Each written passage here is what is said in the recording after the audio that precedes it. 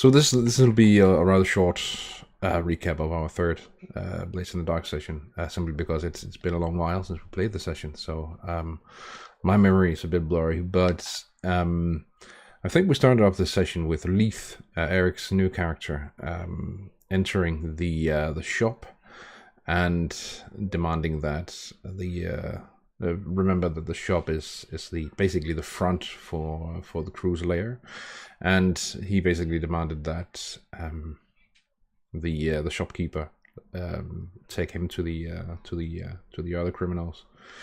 The shopkeeper denied that demand, and so Leith left the shop. I think there were a bit of threats and threats of violence, if I remember correctly. And so Leith ultimately left the shop, and he waited for one of the criminals to. He waited for a while, hoping to see one of the criminals enter the shop. As it happened, Theo was the one to enter the shop, or approach the shop at least.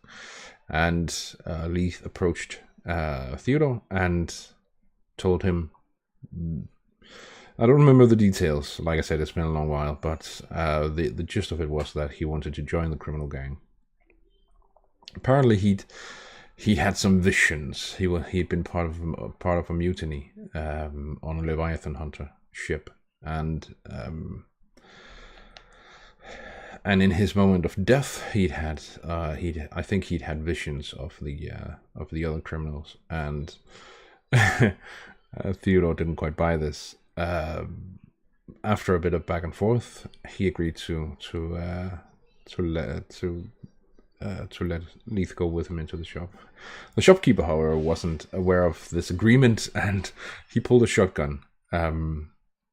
As soon as Leith entered the door, he entered the shop first, and he basically opened fire on Leith, forcing him to duck for cover, and the same for Theodore, really.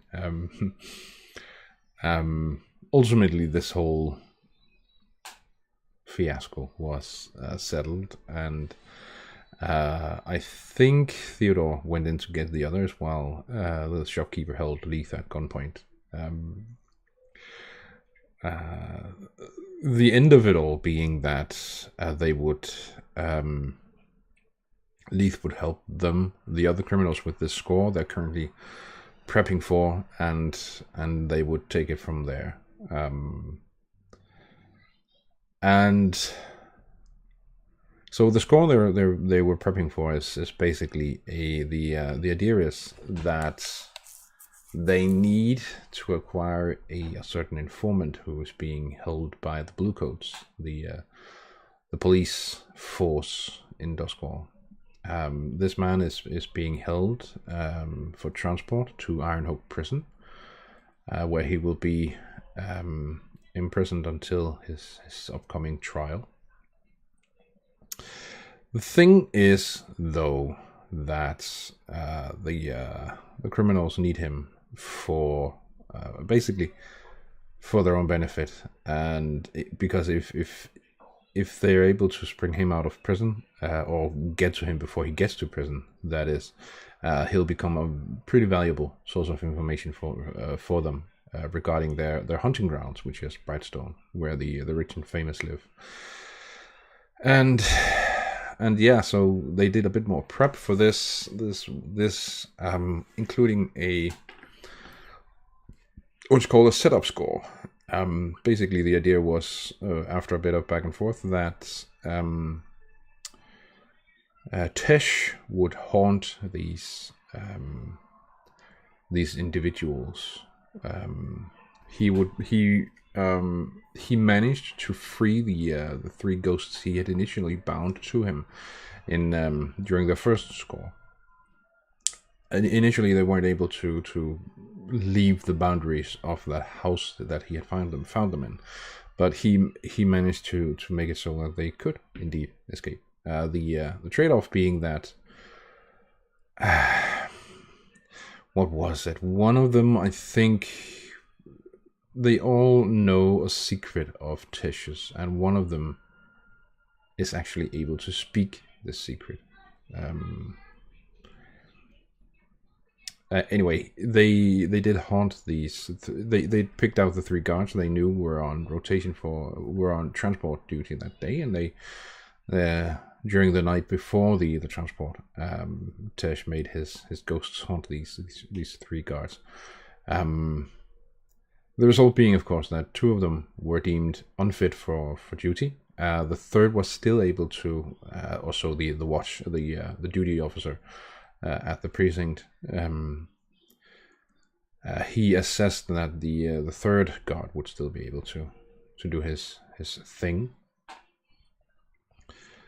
They had also acquired some blue coat uniforms from their blue coat contacts, and so they were pretty much set. They still had that one guard to contend with. They basically, so 2 of them approached with the story that they were basically replacement officers. The duty officer bought it, and so the 2 of them basically took their place in the transport. I think Leith sat in the back with Bundak, the informant, or hulk of a man, while I want to say Theodore sat with the last remaining guard up on the coach itself, and so yeah, off they went. Theodore attempted to poison the guard. I think he acquired some trance powder, or maybe he already had it in his possession. But he tried to lace a canteen containing some alcohol with this trance powder. He tried it twice, because the first time he didn't quite succeed.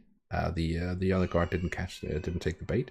On the second try, the other guard did in fact take the bait, but Theodore also accidentally drugged himself.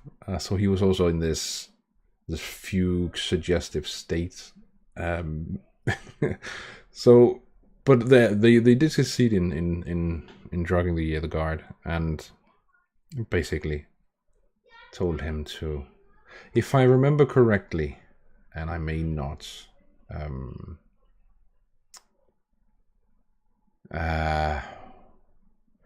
I think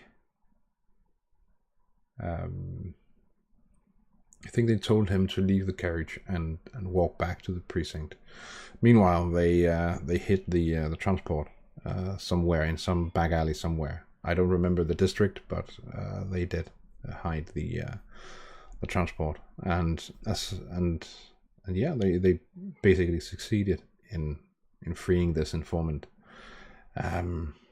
And so next time we play, we'll get to witness the aftermath of this. Basically, we'll go into downtime and see what happens there. Maybe we'll have, if the characters or the players are up to it, we'll have a scene or 2 before that. But next time is all about downtime, and maybe some free play. We'll see. But yeah, so they successfully rescue or freed this informant from his captivity, by taking control of the transport, taking him to Ironhook prison, and destroying the transport in some back alley somewhere. And he's now free to do his stuff. So yay, mission accomplished. And we'll get to see what happens in downtime next time. So that was session 3 of Blades in the Dark.